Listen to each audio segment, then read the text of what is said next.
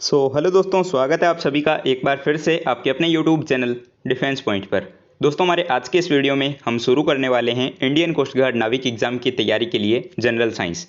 दोस्तों, नाविक एग्जाम में सेक्शन 1 में 10 मार्क्स की जनरल साइंस पूछी जाती है, तो काफ़ी ज़्यादा इंपॉर्टेंट आपके लिए हो जाता है। इसलिए इस वीडियो को पूरा ज़रूर से देखिएगा। और हमारे आज का जो ये वीडियो होने वाला है, इसमें हम पढ़ेंगे physical quantities, units and measurement, क्योंकि इस टॉपिक में से देखा जाता है कि अक्सर 1 से 2 क्वेश्चन आपको पूछे जाते हैं। ठीक है, तो वीडियो शुरू करने से पहले बोलना चाहूँगा कि अगर आप लोग चैनल पर पहली बार आए हो तो चैनल को सब्सक्राइब कर लें और बेल आइकन को प्रेस कर लें, ताकि आप लोगों को हमारे द्वारा दिए जाने वाले इंडियन कोस्ट गार्ड नाविक एग्जाम के रिगार्डिंग सभी अपडेट्स मिलते रहें। ठीक है, और धीरे धीरे जो है 1-2 दिन में सारी क्लासेस आपकी शुरू हो जाएगी। बस आप लोगों को वीडियोस देखने हैं और इसके अलावा क्वेश्चंस को सोल्व करना है। ठीक है, और टेलीग्राम ग्रुप पर ऐड नहीं हुए हैं तो वहाँ पर ऐड हो जाइए, क्योंकि आज शाम को जो है वहाँ पर क्विज होने वाला है। ठीक है, चलिए तो देखिए, पहला क्वेश्चन जो कि आपको दिया गया है कि निम्नलिखित भौतिक राशियों पर विचार कीजिए। ठीक है, आजकल जो क्वेश्चन पूछे जाते हैं वो थोड़े हटके क्वेश्चन पूछे जाते हैं। ठीक है, डायरेक्टली आपको नहीं पूछा जाएगा कि सदिश राशि कौन सी होती है या फिर अदिश राशि कौन सी होती है। थोड़ा हटके क्वेश्चन पूछा जाता है, आप लोगों ने इस बार एग्जाम में देखा होगा। ठीक है, तो आपको यहाँ पे क्वेश्चन दिया गया है कि निम्नलिखित भौतिक राशियों पर विचार कीजिए। ठीक है, और आपको ऑप्शंस दिए गए हैं ऊर्जा, शक्ति, दाब, आवेग, तापमान और गुरुत्वीय विभव। अब इनमें से पूछा गया है कि उपयुक्त में से कौन सी सदिश राशि है। ठीक है, तो अब देखिए, यहाँ पर आपको पूछा गया है कि इनमें से सदिश राशि कौन सी है। ठीक है, तो देखिए आपको ऑप्शंस दिए गए हैं केवल आवेग या फिर दाब। ठीक है, ऑप्शन नंबर बी में दिया गया है सिर्फ आवेग। ऑप्शन सी में दिया गया है आवेग, तापमान या फिर दाब। और ऑप्शन डी जो दिया गया है उसमें दिया गया है गुरुत्वीय विभव। ठीक है, तो आपको बताना है कि इनमें से कौन सी सदिश राशि है। ठीक है, तो इसके लिए जो हमारा करेक्ट आंसर होगा वो हो जाएगा ऑप्शन नंबर बी, केवल आवेग। ठीक है, क्योंकि आवेग जो है वो एक सदिश राशि होती है। तो करेक्ट आंसर होगा ऑप्शन नंबर बी, इम्पल्स। ठीक है, चलिए देखते हैं नेक्स्ट क्वेश्चन। तो अगला क्वेश्चन आपको यहाँ पर दिया गया है कि 1 माइक्रोन किसके बराबर होता है। ठीक है, माइक्रोन। तो देखिए 1 माइक्रोन जो होता है वो 1/1000, ठीक है, आपको याद रखना है 1/1000 mm के बराबर होता है। ठीक है, तो इसके लिए हमारा करेक्ट आंसर होगा ऑप्शन नंबर सी, 1/1000 मिमी। ठीक है, चलिए देखते हैं नेक्स्ट क्वेश्चन। तो अगला क्वेश्चन आपको यहाँ पर दिया गया है कि लंबाई की सबसे छोटी इकाई कौन सी होती है। ठीक है, लंबाई की सबसे छोटी इकाई आपको यहाँ पे पूछा गया है। ऑप्शंस दिए गए हैं नैनोमीटर, माइक्रोन, फर्मीमीटर या फिर उपयुक्त में से कोई नहीं। तो देखिए, लंबाई की सबसे छोटी इकाई जो है वो होती है फर्मीमीटर। क्या होती है? फर्मीमीटर, स्मॉलेस्ट यूनिट ऑफ लेंथ। तो करेक्ट आंसर हमारा हो जाएगा ऑप्शन नंबर सी। दोस्तों, सारे क्वेश्चंस जो भी करवा रहा हूँ काफ़ी इंपॉर्टेंट क्वेश्चन है और टॉप लेवल के क्वेश्चंस हैं, तो वीडियो को पूरा जरूर से देखना है। और इस टॉपिक से जो है आप लोगों को 2 वीडियोस देखने को मिलेंगे। ठीक है, तो ये हमारा पहला वीडियो है। चलिए देखते हैं नेक्स्ट क्वेश्चन। तो अगला क्वेश्चन आपको यहाँ पर दिया गया है कि प्रकाश वर्ष होता है। ठीक है, यानी कि लाइट ईयर इज। तो देखिए, प्रकाश वर्ष क्या होता है? आप लोगों को पता है कि प्रकाश वर्ष जो होता है वो प्रकाश द्वारा 1 साल में चली गई दूरी होती है। ठीक है, यानी कि प्रकाश जो है वो 1 वर्ष में जितनी दूरी तय करता है उसको बोलते हैं प्रकाश वर्ष। तो इसके लिए हमारा करेक्ट आंसर क्या हो जाएगा? Option number C. ठीक है, प्रकाश वर्ष होता है प्रकाश द्वारा 1 वर्ष में चली गई या फिर तय की गई दूरी। ठीक है, light year is distance covered by light in 1 year. ठीक है, तो करेक्ट आंसर होगा ऑप्शन नंबर सी। देखते हैं नेक्स्ट क्वेश्चन। तो अगला क्वेश्चन आपको यहाँ पर दिया गया है कि फर्मी वह मात्रक होता है जो कि व्यक्त करता है। तो देखिए, फर्मी किसका मात्रक होता है? फर्मी व्यक्त करता है लंबाई को। ठीक है, तो करेक्ट आंसर क्या हो जाएगा? Option number D. ठीक है, लेंथ। चलिए देखते हैं अगला प्रश्न। तो नेक्स्ट क्वेश्चन आपको यहाँ पर दिया गया है कि रिक्टर पैमाने का प्रयोग किसके मापन हेतु किया जाता है। काफ़ी इंपॉर्टेंट क्वेश्चन है, लेकिन काफ़ी इजी क्वेश्चन भी है और आपके नेवी एमआर और कोस्ट गार्ड दोनों एग्जाम में आ चुका है। तो देखिए, रिक्टर पैमाने का जो प्रयोग होता है वो भूकंप की लहरों का आयाम मापन हेतु किया जाता है। ठीक है, एम्पलीट्यूड ऑफ अर्थक्वेक वेव। तो करेक्ट आंसर हमारा होगा option number D, Richter scale is used to measure amplitude of earthquake wave. ठीक है, चलिए देखते हैं नेक्स्ट क्वेश्चन। तो अगला क्वेश्चन आपको यहाँ पर दिया गया है कि निम्नलिखित एसआई यूनिट में से कौन सा सुमेलित नहीं है। देखिए दोस्तों, इस टाइप के क्वेश्चन आपको यहाँ पर इस टॉपिक में से ज़्यादा देखने को मिलते हैं, तो काफ़ी ज़्यादा इंपॉर्टेंट आपके लिए हो जाता है। ठीक है, आजकल जो है क्वेश्चन इस टाइप से पूछे जाते हैं, ठीक है। तो आप लोगों को यहाँ पे कैच करना है क्वेश्चन किस प्रकार से पूछे जाते हैं और किस टाइप से जो है इनको सोल्व किया जाता है, ठीक है। तो देखिए यहाँ पर आपको बताना है कि इनमें से कौन सा गलत है, यानी कि इनमें से कौन सी ऐसा यूनिट जो है वो सही नहीं दी हुई है। तो देखिए पहला दिया हुआ है बल न्यूटन, बिल्कुल सही है, ठीक है। बल की ऐसा यूनिट न्यूटन होती है। कार्य की जूल, बिल्कुल सही है। द्रव्यमान की किलोग्राम, बिल्कुल सही है। अब देखिए ऑप्शन नंबर डी में जो आपको दिया गया है दाब डाइन, ठीक है। तो दाब की जो एसआई मात्रक होता है वो डाइन नहीं होता है, ठीक है। तो हमारा करेक्ट आंसर हो जाएगा ऑप्शन नंबर डी, दाब का मात्रक डाइन, ठीक है। क्योंकि यहाँ पर देखिए दाब की जो एसआई मात्रक होती है वो डाइन नहीं होती, ठीक है। तो करेक्ट आंसर होगा option number D, pressure dyne. देखते हैं नेक्स्ट क्वेश्चन। तो अगला क्वेश्चन आपको यहाँ पर दिया गया है कि इलेक्ट्रॉन वोल्ट इकाई होती है। तो देखिए इलेक्ट्रॉन वोल्ट किसकी इकाई होती है ये पूछा गया है। ऑप्शंस दिए गए हैं इलेक्ट्रॉन के आवेश की, ऑप्शन नंबर बी ऊर्जा की, ऑप्शन नंबर सी विभवांतर की यानी कि पोटेंशियल डिफरेंस, या फिर ऑप्शन नंबर डी पावर या फिर शक्ति, ठीक है। तो देखिए इलेक्ट्रॉन वोल्ट जो होती है वो ऊर्जा यानी कि एनर्जी की इकाई होती है या फिर यूनिट होती है, ठीक है। तो करेक्ट आंसर हमारा होगा option number B. Air force Y group के एग्जाम में ये क्वेश्चन आ चुका है, तो आपके लिए भी काफ़ी ज़्यादा इंपॉर्टेंट हो जाता है, ठीक है। और हाँ दोस्तों, साथ ही मैं एक चीज़ और बताना चाहूँगा आप लोगों को अनअकैडमी के बारे में। अगर आप लोग एनडीए या फिर एयरफोर्स नेवी एग्जाम के लिए तैयारी कर रहे हैं तो अनअकैडमी के द्वारा जो है 2 नए बैचेस शुरू किए गए हैं जिनका नाम है योद्धा एनडीए और एयरफोर्स नेवी स्पेशल बैच, ठीक है।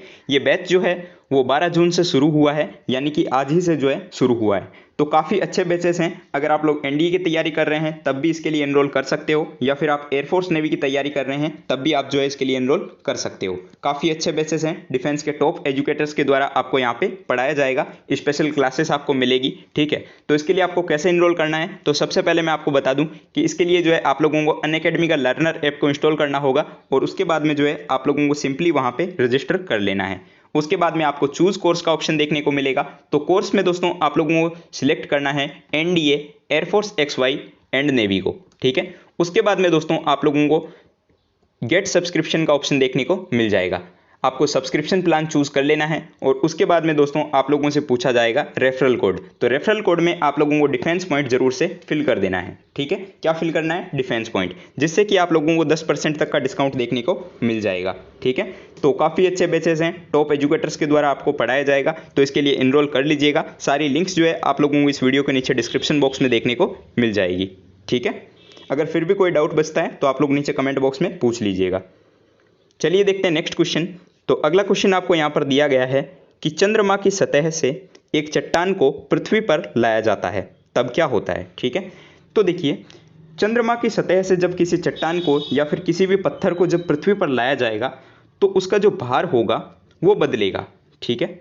लेकिन द्रव्यमान जो होगा वो नहीं बदलता है, ठीक है। क्या परिवर्तन आता है? उसका भार जो होता है पत्थर का वो बदल जाता है, लेकिन उसका द्रव्यमान यानी कि मास जो होता है वो चेंज नहीं होता है। तो इसके लिए हमारा करेक्ट आंसर होगा ऑप्शन नंबर डी, इसका भार बदल जाएगा परंतु द्रव्यमान नहीं बदलेगा, ठीक है। चलिए देखते हैं नेक्स्ट क्वेश्चन। तो अगला क्वेश्चन आपको यहाँ पर दिया गया है कि निम्नलिखित में से कौन सा सुमेलित नहीं है। तो मैंने आपको पीछे भी ऐसा क्वेश्चन करवाया है। तो देखिए यहाँ पर क्या दिए गए हैं ऑप्शन आपको, नॉटिकल मील। तो देखिए नॉटिकल मील जो होती है वो एक इकाई होती है जो कि नौ संचालकों में दूरी को मापन हेतु प्रयोग में ली जाती है, ठीक है। क्या होता है, जो नौसैनिक होते हैं नेवी या कोस्ट गार्ड वाले, वो दूरी को मापने के लिए जो है नॉटिकल मील को प्रयोग में लाते हैं, ठीक है। चलिए ये बिल्कुल सही दिया हुआ है। दूसरा दिया है नॉट, जो कि जहाज के चाल की माप को प्रयोग में लिया जाता है, ठीक है, बिल्कुल सही है। इसके अलावा तीसरा दिया गया है आर्मस्ट्रॉन्ग। आर्मस्ट्रॉन्ग के बारे में भी आप लोगों ने सुन रखा होगा कि प्रकाश की तरंगदैर्घ्य जो होती है इसकी इकाई होती है, बिल्कुल सही दिया हुआ है। ऑप्शन नंबर डी आपको दिया गया है कि प्रकाश वर्ष, ठीक है, समय के मापन की इकाई। तो देखिए यहाँ पे ऑप्शन नंबर डी जो है ये गलत हो जाता है, क्योंकि प्रकाश वर्ष क्या है, प्रकाश वर्ष आप लोगों को पता है कि प्रकाश द्वारा एक वर्ष में तय की गई दूरी होती है, ठीक है। तो यहाँ पे ऑप्शन नंबर डी जो है ये गलत हो जाएगा, तो हमारा सही आंसर होगा ऑप्शन नंबर डी, ठीक है। आई होप आप लोगों को समझ आया होगा। तो चलिए देखते हैं नेक्स्ट क्वेश्चन। तो अगला क्वेश्चन आपको यहाँ पर दिया गया है कि जूल ऊर्जा से उसी तरह से संबंधित है जिस प्रकार पास्कल संबंधित है, ठीक है। तो अब देखिए भाई, यहाँ पर क्या बोला गया है कि जूल ऊर्जा से उस तरीके से संबंधित है जिस प्रकार से पास्कल संबंधित है। ठीक है, तो जूल का जो ऊर्जा से संबंधित है उसी प्रकार से पास्कल का संबंध किससे होगा। ठीक है, तो हम सभी लोग जानते हैं कि पास्कल का संबंध है दाब से या फिर दबाव से। तो करेक्ट आंसर हमारा क्या होगा, ऑप्शन नंबर ए, प्रेशर या फिर दबाव। ठीक है, चलिए देखते हैं नेक्स्ट क्वेश्चन। तो अगला क्वेश्चन आपको यहाँ पर दिया गया है कि डेसिबल किसके नापने के लिए प्रयोग में लिया जाता है। ठीक है, तो देखिए डेसिबल के बारे में आप लोगों ने सुन रखा है पहले भी और पढ़ भी लिया होगा। तो डेसिबल जो होती है वो ध्वनि की इकाई होती है। ठीक है, वायु में जो ध्वनि होती है उसके मापने के लिए जो है प्रयोग में लिया जाता है डेसिबल को। ठीक है, साउंड इन एयर। तो करेक्ट आंसर होगा ऑप्शन नंबर सी, वायु में ध्वनि के मापन हेतु प्रयोग में लिया जाता है डेसिबल को। ठीक है, और इसको जो है DB से लिखा जाता है। ठीक है, नेक्स्ट क्वेश्चन देखिए कि हवाई जहाज तथा नौसेना पोत की गति को नॉट में प्रदर्शित किया जाता है। ठीक है, बिल्कुल सही है। उसके बाद में आपको क्वेश्चन में दिया गया है कि 100 नॉट की गति कितनी होती है। ठीक है, तो देखिए हवाई जहाज जो होते हैं यानी कि एयरप्लेन और इसके अलावा नेवी के जो शिप्स होते हैं उनकी गति को नॉट में प्रदर्शित किया जाता है। ठीक है, ये आपको याद रखना है, नॉट में प्रदर्शित किया जाता है हवाई जहाज की गति और नौसेना पोत को। ठीक है, ऐसा भी क्वेश्चन आपसे पूछा जाता है। अब पूछा गया कि 100 नॉट जो होते हैं उनकी गति कितनी होती है। तो आपको याद रखना है कि 100 नॉट जो होते हैं इनकी गति होती है 115 मील प्रति घंटा के बराबर। ठीक है, equal to 115 meal per hour. ठीक है, तो करेक्ट आंसर हमारा होगा option number A. I hope आपको समझ आया होगा। चलिए देखते हैं अगला प्रश्न। तो नेक्स्ट क्वेश्चन आपको दिया गया है कि निम्नलिखित में से कौन सा युग्म सुमेलित नहीं है। ठीक है, चलिए देखिए आपको ऑप्शंस दिए गए हैं। हॉर्स पावर जो कि शक्ति की इकाई होती है, बिल्कुल सही है। ठीक है, ऑप्शन नंबर बी, डेसिबल जो कि ध्वनि तीव्रता की इकाई होती है, यह भी बिल्कुल सही है। समुद्री मील तो ये दूरी की इकाई होती है, ये भी सही है। ठीक है, और ऑप्शन नंबर डी में आपको दिया गया है सेल्सियस ऊष्मा की इकाई। तो देखिए यहाँ पे ये जो ऑप्शन नंबर डी जो है ये गलत हो जाता है। ठीक है, क्योंकि सेल्सियस देखिए ऊष्मा की इकाई नहीं है। ठीक है, तो करेक्ट आंसर हमारा क्या हो जाएगा, ऑप्शन नंबर डी। चलिए देखते हैं अगला प्रश्न। तो नेक्स्ट क्वेश्चन आपको दिया गया है कि चालक की विद्युत प्रतिरोधकता की इकाई होती है। ठीक है, काफ़ी इजी क्वेश्चन है। तो देखिए चालक की जो विद्युत प्रतिरोधकता की इकाई होती है वो होती है ओम। ठीक है, करेक्ट आंसर होगा ऑप्शन नंबर डी और इसको लिखा जाता है इस प्रकार से। ठीक है, चलिए देखते हैं अगला प्रश्न। तो नेक्स्ट क्वेश्चन दोस्तों आपको दिया गया है कि एनीमोमीटर के द्वारा निम्नलिखित में से किसका मापन किया जाता है।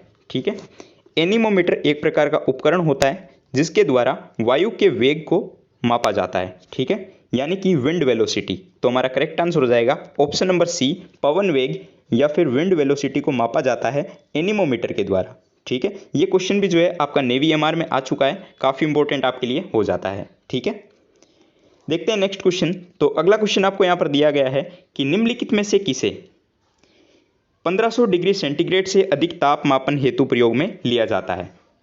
तो देखिए 1500 डिग्री से ऊपर के ताप को मापने के लिए जो है किसको प्रयोग में लिया जाता है, यह आपसे पूछा गया है। 1500 डिग्री सेल्सियस। ठीक है, तो देखिए 1500 डिग्री से ऊपर का जो तापमान होता है उसको मापने के लिए पायरोमीटर उपकरण को प्रयोग में लिया जाता है। ठीक है, पायरोमीटर। तो करेक्ट आंसर हो जाएगा ऑप्शन नंबर सी, पायरोमीटर को प्रयोग में लिया जाता है 1500 डिग्री सेंटीग्रेड से अधिक ताप के मापन हेतु। ठीक है, चलिए देखते हैं अगला प्रश्न। तो नेक्स्ट क्वेश्चन आपको दिया गया है कि पायरो हीलियोमीटर। ठीक है, ये भी एक प्रकार का उपकरण होता है। तो देखिए पायरो हीलियोमीटर का उपयोग या फिर प्रयोग जो है वो किसके मापन हेतु किया जाता है। आपको ऑप्शन दिए गए हैं सोलर रेडिएशन, सन स्पॉट को, हवा के ताप को या फिर पौधों के ताप को। तो देखिए पायरो हीलियोमीटर जो होता है इसका यूज़ लिया जाता है सोलर रेडिएशन को मापने के लिए या फिर मेज़र करने के लिए। तो करेक्ट आंसर हमारा होगा option number A, solar radiation को मापने के लिए जो है पायरो हीलियोमीटर को प्रयोग में लिया जाता है। एसएससी के एग्जाम में ये क्वेश्चन जो है काफ़ी बार पूछा जाता है। ठीक है, चलिए देखते हैं अगला प्रश्न। तो नेक्स्ट क्वेश्चन आपको यहाँ पर दिया गया है कि ऊर्जा संरक्षण के नियम के अनुसार। तो ऊर्जा संरक्षण का नियम आप लोगों ने पढ़ रखा है पहले। तो देखिए ऊर्जा संरक्षण के नियम के अनुसार जब किसी स्वचालित वाहन इंजन में पिस्टन, ठीक है, किसी सिलेंडर में गैस संपीड़ित करता है तब निम्नलिखित में से कौन सी घटना घटित होती है, ठीक है। तो देखिए पिस्टन जो होता है वो सिलेंडर में जब गैस संपीड़ित करता है तो उसके दौरान कौन सी घटना घटित होती है, ये आपसे पूछा गया है, ठीक है। और आपको ऑप्शन दिए गए हैं, गैस की अवस्था में परिवर्तन होता है, गैस की गतिज ऊर्जा में वृद्धि होती है, ऑप्शन नंबर सी, गैस में रासायनिक परिवर्तन होना शुरू होगा, या फिर ऑप्शन नंबर डी, इनमें से कोई नहीं, ठीक है। तो देखिए जब भी किसी वाहन इंजन में पिस्टन के द्वारा जब सिलेंडर में गैस संपीड़ित की जाती है तब क्या होता है, तो दोस्तों उसमें जो है गैस में गतिज ऊर्जा में वृद्धि होती है, ठीक है। तो करेक्ट आंसर हमारा हो जाएगा क्या, ऑप्शन नंबर बी, ठीक है, गैस की गतिज ऊर्जा में वृद्धि होती है, ठीक है। चलिए देखते हैं नेक्स्ट क्वेश्चन। तो आज के हमारे इस वीडियो का लास्ट क्वेश्चन आपको दिया हुआ है कि महासागर में डूबी हुई वस्तुओं की स्थिति को जानने के लिए निम्नलिखित में से कौन से यंत्र को प्रयोग में लिया जाता है, ठीक है। तो देखिए ओशियंस जो होते हैं यानी कि समुद्र, उनमें अगर कोई चीज़ खो जाए या फिर उनकी स्थिति को अगर पता करना हो तो उसके लिए कौन से इंस्ट्रूमेंट को यानी कि यंत्र को जो है प्रयोग में लिया जाता है। तो देखिए आपको ऑप्शन दिए गए हैं, गैल्वेनोमीटर, ऑडियोमीटर, बैरोमीटर या फिर सोनार, ठीक है। तो देखिए महासागर में डूबी हुई वस्तुएं जो होती है उनकी स्थिति को पता लगाने के लिए यूज में लिया जाता है सोनार को। तो करेक्ट आंसर हमारा हो जाएगा ऑप्शन नंबर डी, सोनार, ठीक है। तो आई होप आप लोगों को सारे क्वेश्चंस जो है वो समझ आ गए होंगे और आप लोगों को वीडियो जो है काफ़ी ज़्यादा पसंद आया होगा। तो अगर आपका फिर भी कोई डाउट है तो आप लोग नीचे कमेंट बॉक्स में कमेंट के माध्यम से पूछ सकते हैं। और अगर आप लोगों को इन क्वेश्चंस की पीडीएफ चाहिए तो आप लोग हमारे टेलीग्राम ग्रुप को ज्वाइन कर लीजिए, जिसकी लिंक आपको वीडियो के नीचे डिस्क्रिप्शन बॉक्स में दी गई है। इसके अलावा अगर लिंक काम ना करे तो आप लोग टेलीग्राम पर जाकर के सर्च कर सकते हो @ लिख करके नेवी MR एग्ज़ाम, ठीक है। आपको हमारा ग्रुप मिल जाएगा, आप उसे ज्वाइन कर सकते हो। दोस्तों इस नेवी MR एग्ज़ाम के बीच में आप लोगों को कोई भी गैप नहीं देना है, ठीक है। चलिए, तो अगर वीडियो पसंद आया हो तो लाइक कर दीजिएगा, चैनल पर नए हो तो सब्सक्राइब कर लीजिएगा और शेयर करना बिल्कुल भी मत भूलिएगा। मिलते हैं एक नए वीडियो में, तब तक के लिए जय हिंद दोस्तों।